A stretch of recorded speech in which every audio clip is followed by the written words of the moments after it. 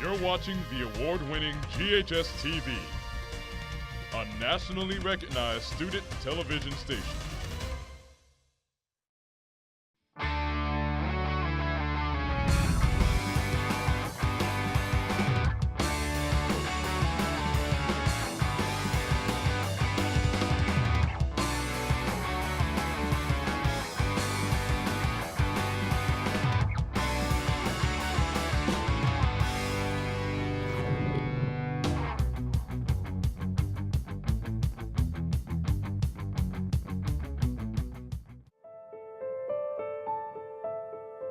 They say I'm a bad kid.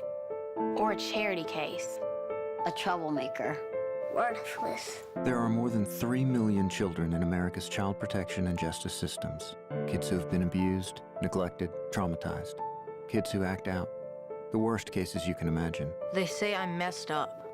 A drain on society. Just a stupid mistake. For their safety and others, some of these children have to be removed from their homes. Separated from their families, they're at the mercy of an overwhelmed system. I don't think I'm a lost cause. I'm just a kid. Youth Villages believes that no child is a lost cause, not a single one, because a stable, loving family can help any child succeed. And we have an 80% success rate that proves doing whatever it takes for children is the only thing that works. Hello, and welcome to this week's edition of GHS-TV's award-winning talk show, Crosstalk. I'm your host, Scarlett Simpson. Each week in this time slot, we take a look at different issues, personalities, and events that affect you and our community. Youth Villages has been serving the community of Memphis since 1986, when 2 residential treatment campuses merged into one. Since then, it has expanded to benefit children and families nationwide. Its main goal: helping emotionally and behaviorally troubled children and their families live successfully. Today, we will learn how they are doing just that. Later in the show, we will hear about the newest addition to Youth Village's Bartlett campus and learn more about the organization's foster care program. But first, I have the pleasure of speaking with Patrick Hampton, Development Operation Manager for Youth Villages. Mr. Hampton, thank you so much for being on the show today. Thanks for having us, Scarlett. Well, as I mentioned in the intro, Youth Villages has been merged together from 2 facilities. What prompted the merger? So in 1986, there were 2 residential treatment programs. One was Memphis Boys Town and the other program called Dogwood Village. They were both serving troubled kids or kids who needed assistance with emotional and behavioral issues. So the 2 agreed that a merger was beneficial for both of them and would help them to strengthen their programs. Well, there are so many programs for youth and their families. We could have a whole show about them. What are some of the programs that you offer at Youth Villages? We started with the 2 residential programs serving about 40 children. And early on, our leadership learned that it wasn't enough to just bring the child onto the residential campus where they do live while they're in treatment, and then reunify them with their homes, because oftentimes it's not just the child who may have some issues that need to be addressed. So we expanded our offerings, and now we offer in-home counseling services, which has grown to be our largest program. We also have a foster care program, an adoption program, a specialized crisis program where our counselors are on call 24 hours a day across the state of Tennessee. We have a mentoring program at Youth Villages, a spiritual life program, and 2 programs we created for young adults who, upon aging out of state care, otherwise may not have had other support. So one is a transitional living program called YB Life Set. And the goal of that program is to arm those young people with all the tools they need to become successful adults. And the other one is a program called YB Scholars, which helps that same population who may want to further their educational career and go to college. Well, Mr. Hampton, do you offer those same programs that you offer here across the country? We do not. I'm glad you asked. We started here in Memphis with the merger of those 2 programs. We are headquartered here in Memphis, but we now have a physical presence in 13 states and the District of Columbia. So we don't have all of the programs in all of those markets that we serve, but we do offer our in-home counseling program throughout. Well, what is your Project Safe Place? Project Safe Place is a runaway and homeless youth shelter. It's operated out in addition to one of our local group homes. We have 4 group homes here in the city, and the Project Safe Place is a temporary respite for kids or young people who may need emergency shelter or just assistance. So they can go into local grocery stores, fire departments, police stations, and seek assistance, and they may be referred to Project Safe Place. Well, Mr. Hampton, your organization is one of the only at-risk youth programs that focuses on the child as a whole. How do you make sure that your effects on the children are not just temporary? What we have, Scarlett, is over 25 years of research and data that shows the effectiveness of the programs we offer at youth villages. So we work day in and day out with the youth, with the child, with their family, with their support systems, be that their immediate family, extended family, the church, the school, to make sure we're treating that child wholly. So we're trying to address all the issues that they may be facing. Well, what are some of your program benefits for the children? So we try to equip all of our young people that we serve with the tools that they will need once they leave our programs. For the kids on our residential treatment campuses, our ultimate goal with them is to reunify every one of those young people with their families. So we hope we give them the tools that they have or that they will need once they go home to work with whatever emotional or behavioral challenges they've experienced. We also work in conjunction with their families to equip them with the tools that they will need. And if they're served through our intensive in-home services program, for example, they have a counselor who's basically on call 24 hours a day to assist them as needed. So we're trying to equip them with all the tools that they will need to be successful. And their families? Yes, we work with the families in conjunction. In some cases, the children are with us. They may be in the custody of a state or states, so they may not have immediate family in their circle of influence or circle of support. So in those cases, we seek to provide foster families or adoptive families who can help them. Well, how do you follow up with teens who are under the age of 18 who are discharged from youth villages? We have a huge data sciences department. So we do follow-ups with every young person who's received care throughout our programs up to 2 years after they discharge. And what we are really proud to be able to say is above 80% of those young people are still living successfully, even 2 years after they've discharged from our programs. Well, once a child turns 18, Mr. Hampton, you don't just throw them out on their own. Can you tell us about some of the ways that you provide care for them to make sure that they're prepared for life after youth villages? Certainly.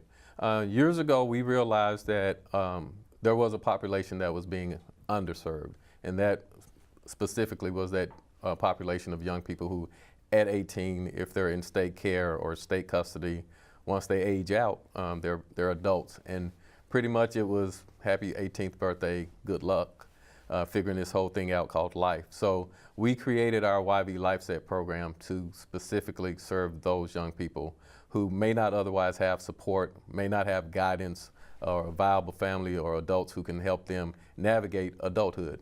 Even though most high school students probably, before they reach high school, probably think they know all they need to know about being an adult and tackling that world out there. But what they soon find out is they're not as well equipped as they think they are. So we created the LifeSet program to specifically help those young adults get a good start in becoming adults.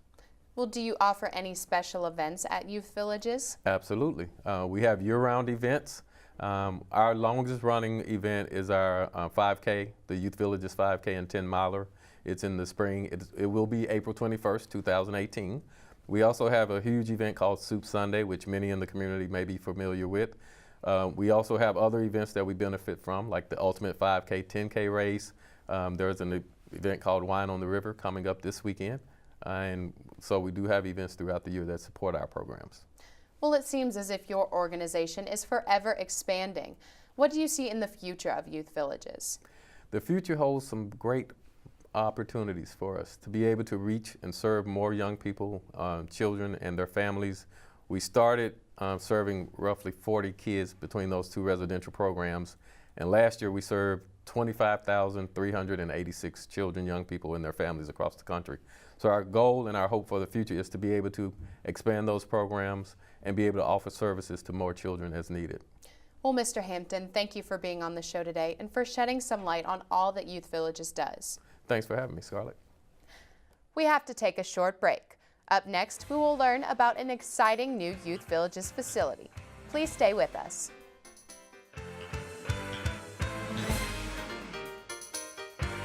Remember every detail of your childhood bedroom.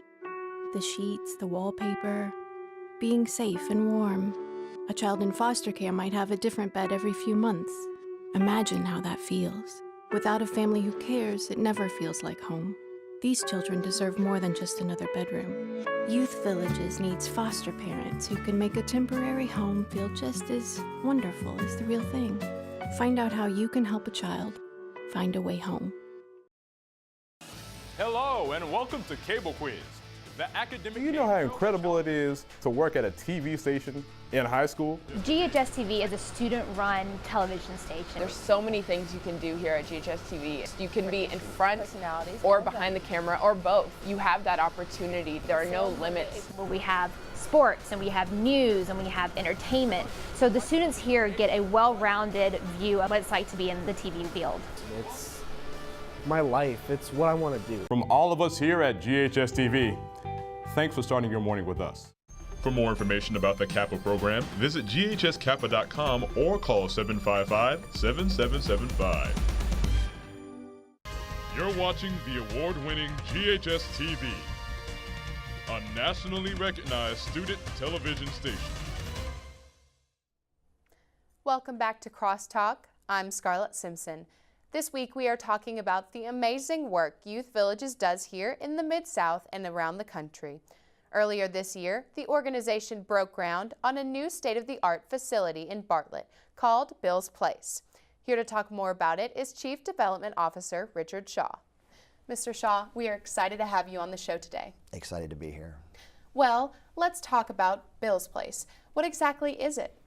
So Bill's Place is an expansion of our intensive residential treatment facility here in town. We currently serve about 144 young people in this program here on the Bartlett campus, and we're going to be expanding by 72 beds, really addressing young people that have both co-occurring issues of both medical issues and behavioral issues. There's really no facility in this part of the country that can work with those types of young people, so we're going to be expanding our current Boys Center, renaming it Bill's Place, and it's going to be an amazing asset for this part of the country for kids who, like I said, have those co-occurring issues of both medical and behavioral issues. Well, how did Youth Villages discover the idea to come up with Bill's Place? So again, we have two facilities currently in Memphis that are considered intensive residential treatment facilities, and these are kids with some of the greatest challenges in our country. And so, you know, typically when we see a need in the community, we try to address that need. And it just happened that we had long waiting lists for young people that were kind of languishing on these lists that needed care, and there was really nothing for those young people in this part of the country. And so we kind of set out to kind of create a vision for what that might look like, and it came to be Bill's Place. Well, what all will you offer at Bill's Place? Yeah, so the young people that will be there they'll be living there 24/7. There'll be schools there. There'll be an incredible facility with arts and theater. There's going to be a lot of dentistry and full-time nursing staff, full-time pediatrician, but all the things that a young person would need to get the treatment they need to really overcome some of the trauma they've experienced early in their life. And it'll have all the bells and whistles and just meet those needs and really be a happy place and a temporary place for kids to get the treatment they need and then hopefully transition out back to the community once they've received the care that they're going to receive. Well, what will daily campus life be like? You know, we believe that kids deserve joy every day. And so we try to make, while they're going to be they go to school at the actual facility, we try to make sure that they have the opportunity to participate and play and do other things to just bring joy into their life. But there's ongoing treatment. There's a lot of support from their peers. We have incredible staff members that have dedicated their lives to working with these young people. So we try to give them as broad an experience as possible. Not everyone's an athlete, not everyone's an artist. We try to expose young people to programs where they really have an interest and a love. What is the importance behind having a place like this, specifically in Memphis, Mr. Shaw? Well, a couple things. One is, as I mentioned, there's no place in this part of the country that can help many of these kids. And so we kind of look at it as like a Mayo Clinic for children that have behavioral and emotional needs, but also medical needs. A lot of the hospitals can help young people with some of the medical issues, but they don't have necessarily the staff or the programming and the treatment to help the behavioral issues. So we'll have visitors from around the country that will be coming to Memphis to see this facility, to learn from some of the work that we're doing, and it'll be a really great asset for the city of Memphis and Shelby County to kind of expose the rest of the country to the great work that's being done here. Can you talk about the reasoning behind the name Bill's Place? Yeah, so our CEO, Pat Lawler, actually came to Youth Villages when he was 24 years old. And Pat had a father, William Lawler, who actually grew up in an orphanage. He lived in an orphanage from the age from 6 to 11 and really had a really bad experience and really placed a premium on family as he grew up and actually had his own kids. And Pat was one of 3 boys that was raised by Bill. And the facility is in honor of both Bill and his mother, Marjorie. His father passed away several years ago, but it's just something that we thought was really appropriate based on Pat's 40 years of his life committed to helping children and families, and also his father's love of family and helping others. Well, alongside the care, how do you feel that the way Bill's Place is structured will also benefit the children? Well, again, while this new facility is a secure facility, so we want to make sure that kids are safe there at all times. But we try to design all of our buildings to keep kids safe, to keep staff safe, but also have a lot of natural light. A lot of the environment is going to be friendly and happy and inspiring, so that if kids have to be there, it's a place that doesn't feel like a hospital, it doesn't feel like a facility, it just feels like a very nice residential place where they can actually get the care they need. Well, CEO Pat Lawler once said, quote, "Every aspect of Bill's Place was designed with the children's need in mind, to ensure that we are providing them with the care they need in an environment that promotes progress, growth, and success." Mr. Shaw, why do you think this is true? Well, one of the things we've done in all of our facilities, especially when we began serving kids in this intensive residential program, is we had kids involved in saying, what would you like to see in a facility?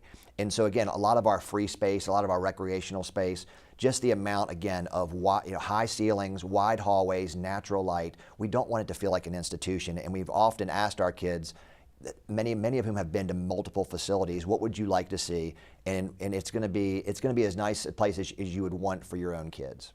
Well, a hallmark for Bill's Place is the Collaborative Problem-Solving National Laboratory. What is this, and what will you do there? Yeah, so there's a program out of Massachusetts General Hospital that was developed, which is the teaching school for Harvard Medical School, called Collaborative Problem Solving. But basically what that does is it trains young people to really overcome a lot of the trauma they've received early in their life.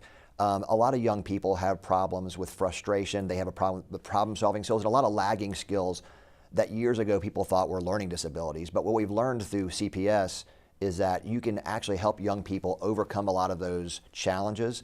And this one facility we'll be using CPS to work with our kids there. And it will be a place, again, that people from across the country visit to see how you use CPS to really help young people overcome the trauma they've experienced early in their lives. Well, what are the 5 tenets of the evidentiary family restoration?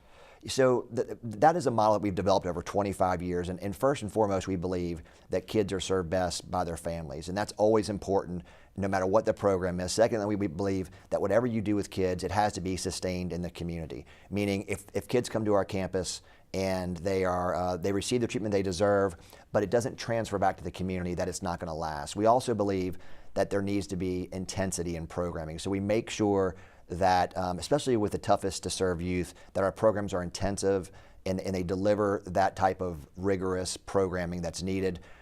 We also believe that staff need to be on call 24/7 and always available for kids. So many of our kids, problems happen at all times of night, so we make sure that that happens. And the last thing is we believe that we need to be held accountable. Accountability is really important. So if someone entrusts us with their kids to care for them, we believe that both parents, we believe employees, and we believe the people who pay for those services, we need to be accountable to those people.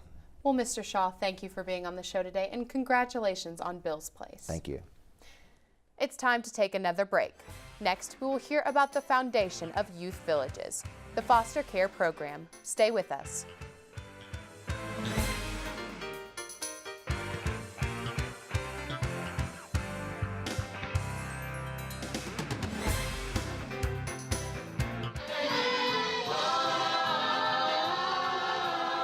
One of the things that sets us apart from other schools or other productions that are doing this is that our kids are 100% in charge of what they're doing. We sell the ads, we build the stage, we make the costumes. Working in this environment. I've learned to appreciate everything that's given to me because not many high schools have programs like this. When I first started in this program, my first musical was Hairspray. And now, 4 years later, I'm in my last musical, The Mystery of Edwin Drood. And looking back, I think I've progressed a lot. To see them now as seniors and to see the people that they have become, it's changed me more than I think it's changed them.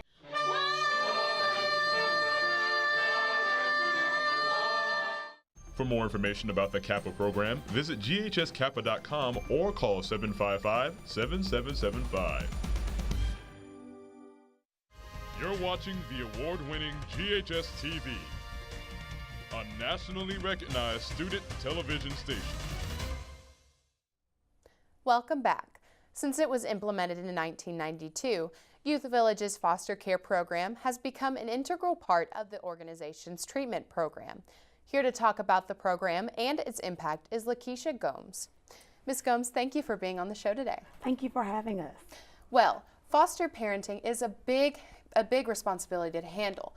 How do you think that Youth Village's foster care system is different compared to others?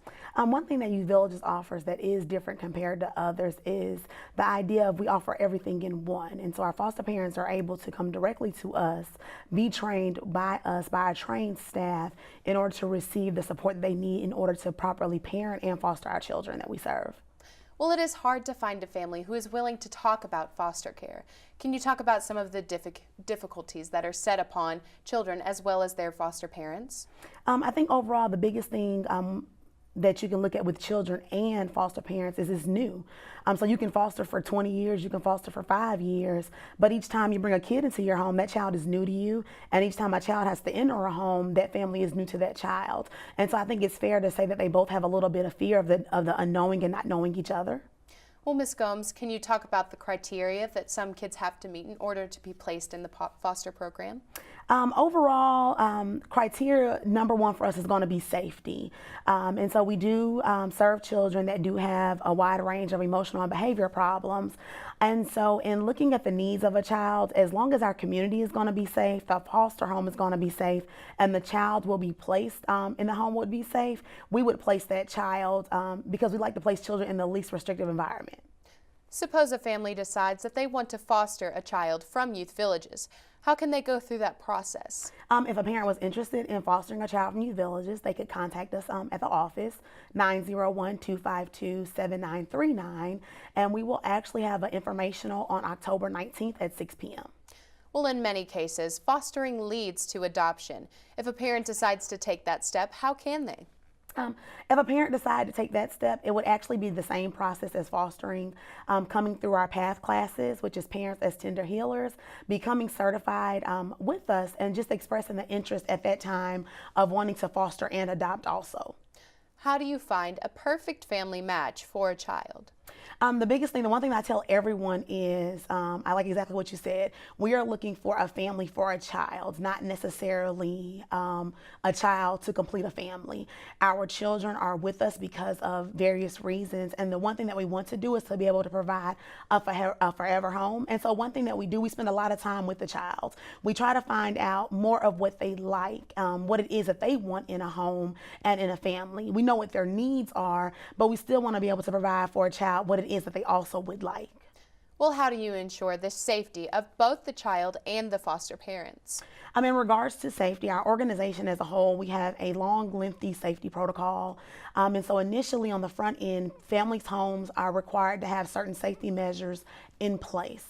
In addition, we do take into account children in the home, the needs of the home, based on a child's referral behaviors with us to determine if we need to provide additional support. And sometimes that additional support will be a part of us going out to the home several times a week to ensure additional safety in the home.